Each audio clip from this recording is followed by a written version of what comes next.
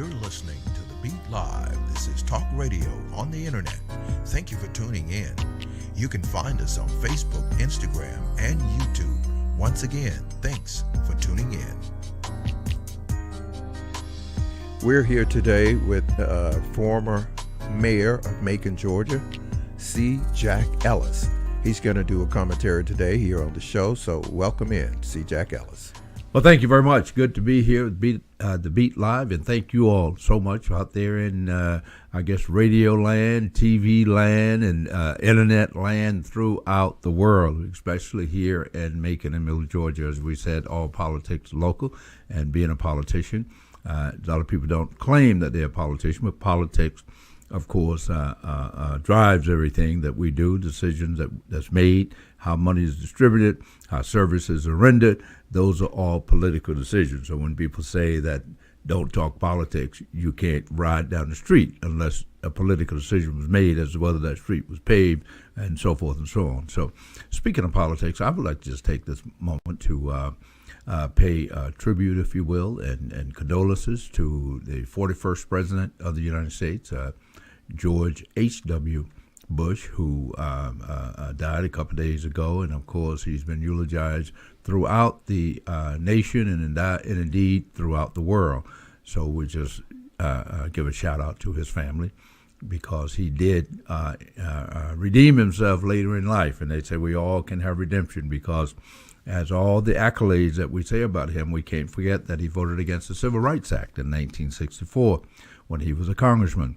And we can't forget that he used Willie Horton, an African-American, to promote his candidacy in 1988 when running against George Dukakis. But once he was in office, I think we can say that he was an even-handed guy and made things easy for a lot of people.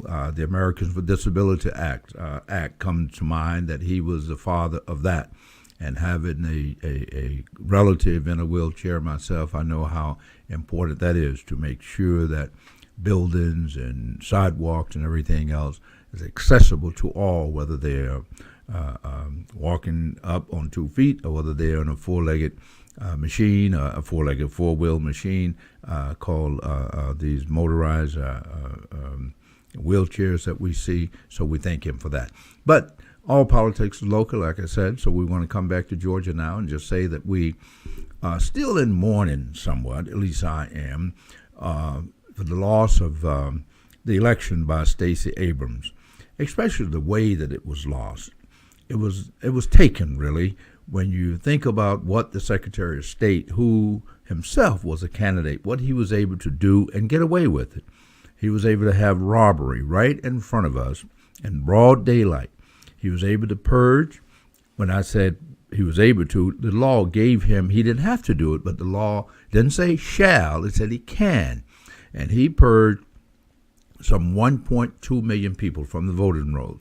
Most of those people were people of color, and most in the state were African Americans, which made a big difference. A lot of people didn't realize that they had to register again. They voted for President Obama in 2008. And 12, and they forgot about the rest of it. Then he went back and said, well, a lot of people haven't voted since 2008, so we can take them off the rolls. In addition to that, with this law that was passed, we should have been pushing back against this law when it was passed a few years back, called the exact match. In other words, if you would so much as forget to put your middle initial on the voter registration form when you fill it out, but yet your driver's license, whatever ID you were using, had it there, they would consider that as not being an exact match and kick some 59,000 of those ballots, registration forms, to the curb, if you will. So he knew what he was doing. He knew he was running, and he had the power to do it as Secretary of State, and he did it, and we sat by and watched him do it. And when I say we, collectively, and I'm going to say, put myself right in that, because even though I'm not actively involved in politics anymore, but I'm actively involved in this community, and we should have caught that, especially our elected officials, should have caught it and should have called him to task on it, call him to account. Now we are going to court to ask him to account, but as my old daddy used to say, that's like closing the barn door after the horse is gone. So he's now our governor. So we'll pray for him as we want him to be successful, because as he is successful, our state is successful. So we want him to be successful, but we have to call it for what it was. And it was a robbery, it was thief, it was theft by a thief who was posing as the Secretary of State running for governor. So I would hope that Leader Abrams will not let this be her last run. I know she's in court now trying to get things changed down the road, but I have spoken to her, and I'm encouraging her to run against David Perdue, Senator David Perdue in 2020. And of course, if that's not her calling, I definitely would encourage her to run again in 2024, 2022, as it were, for governor again. But that's where we are. And next year we have local elections coming up. Next year, as in 2020, we're right here on the cusp of 2019. So 2020, we have the local elections in Macon and Bibb County. And we are asking some changes be made there. And what those changes are is this. We have gone from a partisan political structure in Macon to a nonpartisan structure when we consolidated the two governments. However, what they did, when any partisan election in the state of Georgia, is always in November. Nonpartisan, I should say, is always in November. Atlanta, Warner Robins, and so forth. They're all in November. But even though they took the partisanship away, they, being the legislative delegation led by Republicans, took it away, but yet put our election on a primary date in May.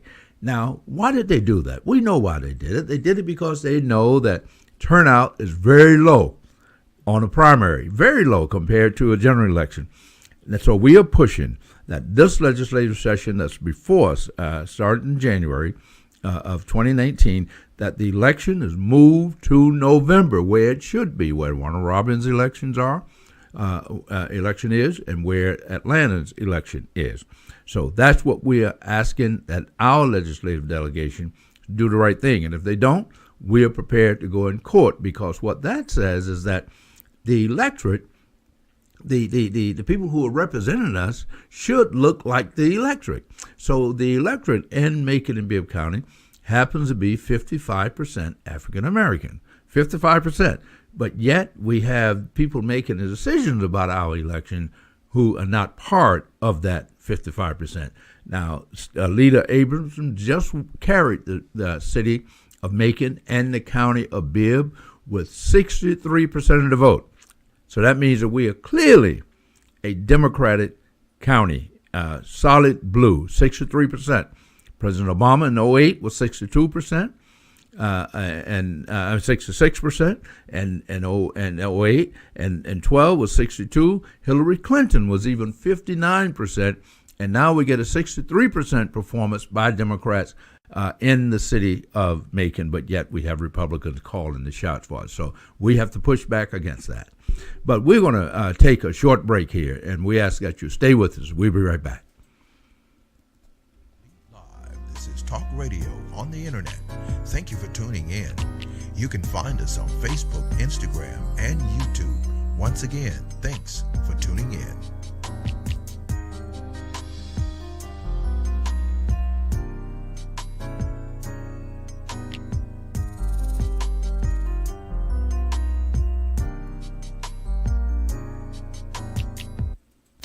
You're listening to The Beat Live. This is Talk Radio on the internet. Thank you for tuning in. You can find us on Facebook, Instagram, and YouTube. Once again, thanks for tuning in.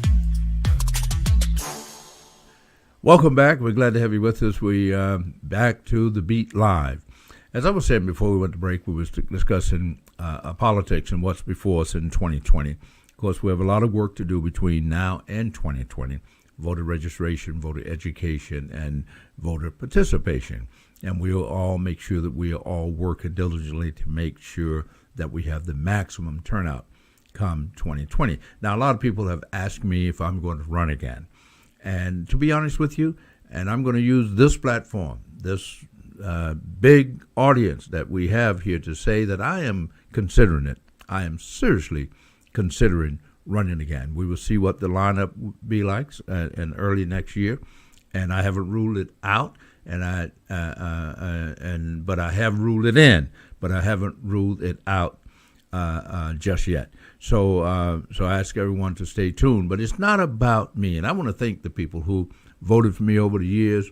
I was very humble to have been elected the mayor of the city of Macon, Georgia, and the heart of Georgia, the first African-American mayor. Doesn't mean that I was the first one qualified by no stretch of the imagination. I know men and women when I was growing up as a little boy and still were around, but they didn't have the opportunity.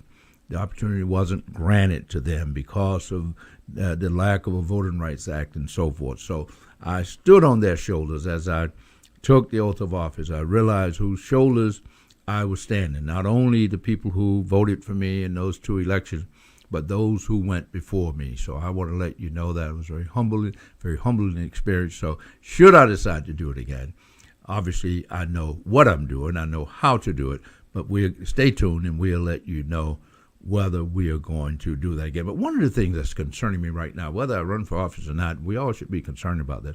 That's happening in the quote-unquote inner city of Macon, Georgia, where we find most of our low-income community.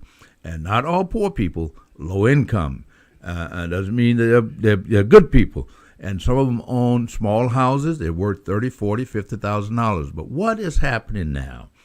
The appraisers that's going on in this town, they are underappraising most of the houses in the inner city. And people say, well, that means I pay a little less taxes. But it also means you have less equity in your home.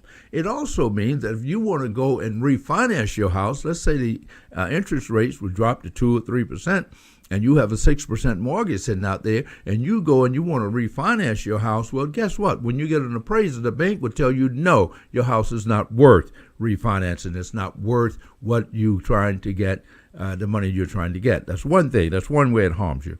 The other way it harms you, I just found out recently, a lady didn't realize she was trying to get her son out of some trouble he had gotten into, and she thought her house was worth X amount of dollars. And when she went and tried to put her house up as bond, they said, your house is not worth what you thought it was worth. So we have got to get a handle on these appraisals that's going on in the city. We are being, it's tantamount to redlining. The recession of I made a noise here with the mic, talking with my hands, which my mother always told me not to do, but I guess it's too late to stop now. But it's like redlining. What we are doing, we are after the big Great Recession of 08 and 09, we began to come out of that. And most of the houses that were underwater in certain neighborhoods, in North Macon and some of the other more affluent neighborhoods, they are back to where they were or higher, the value. But yet in the inner city, most of the homes are still, quote unquote, underwater. They have never gotten the appraised value back up. So consequently, what's happening is investors are coming in, buying up properties with low appraisals, buying them, renting them, and creating wealth for themselves while taking wealth from the people that they're buying because they can't get what they think they can get from their homes. And let's face it, most of us, not all of us, most of us, our wealth is in our homes. That's where we have our nest egg, is the equity that we have in our houses. So when we go and get it appraised and try and sell it, when you want to upgrade or try to refinance it or try to get a renovation or something on it by getting a loan, then you'll find out that your house is not worth what you thought it was worth, and you got something you want to leave on. You thought you were going to leave something to the next generation when you pass on, and you realize that your house is not worth even the taxes you're paying on it. So we've got to be very careful, and we've got to not only just watch it, we have to do something about it. And I plan on doing something about it because it is wrong what they're doing. It is redlining. It is taking money right out of your pockets that you thought you had, and they're taking it out.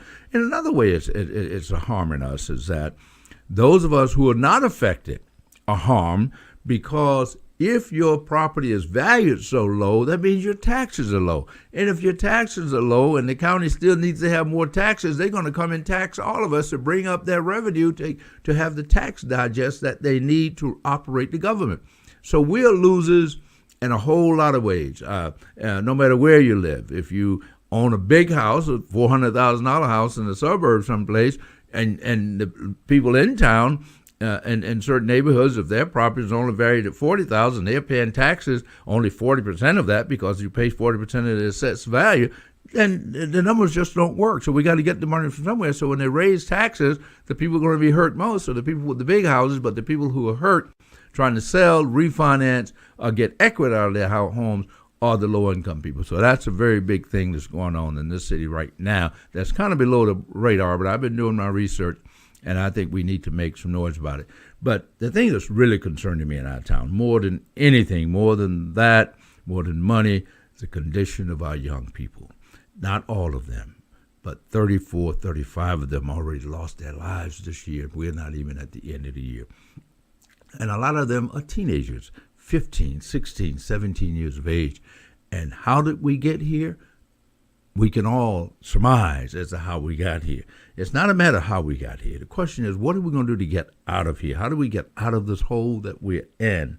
And we all have to start digging, and we have to start digging right now. We must find a way to rescue our children, to get the guns out of their hands, and hopefully get some fear of God back in them and get them back on the right track. If we talk this talk about it takes a village, but what are you doing for the village? That's what I ask everyone. What are you doing for the village? If it takes a village to raise a child, then what are you doing to make sure that we lend some expertise? And I know a lot of us are doing a lot of things. Last week I had Pastor David Stanley on my television program, pastor of Union Baptist Church, and he was talking about the programs that he's doing in the community, and that's why he's expanding the Family Life Center and other things that he's doing there, so he can even do more. And when I say him, his church, and you can do even more. And there's similar things going on in other parts of the community. But we can't expect the faith community to do it all. We can't expect government to do it all. This is a three-legged stool where it takes the community, government, business, maybe even a four-legged stool, government and the faith community working together to solve this problem, because we have to rescue our children. We cannot allow our children to leave school in this day and age without a marketable skill that's able, when I say a marketable skill, willing, that's prepared to go get a marketable skill, marketable education, I should say. They make sure they have that. Or we can ill afford to have them killing each other, dropping out of school, because the world in which they find themselves, that's before them, is much different than the world that I entered into as an 18-year-old when I joined the military some back in 1963, so long ago. I'm 73 now. So those options are not available now that a lot of people had.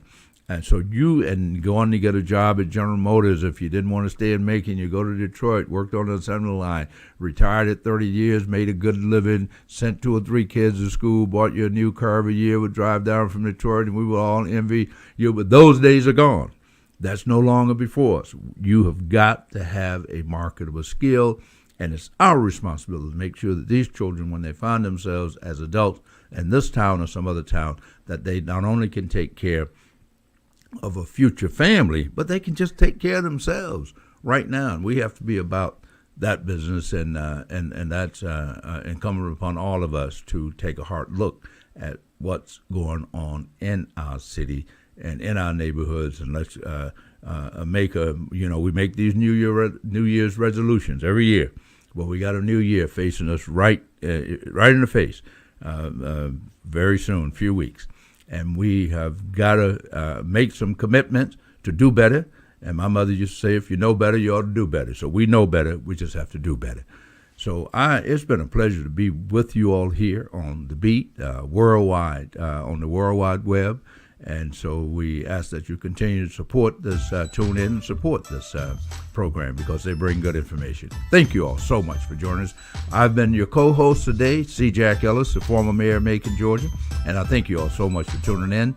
Happy holidays, Merry Christmas, Happy New Year. Be safe, be good to yourself, and be good to others. So long, everybody.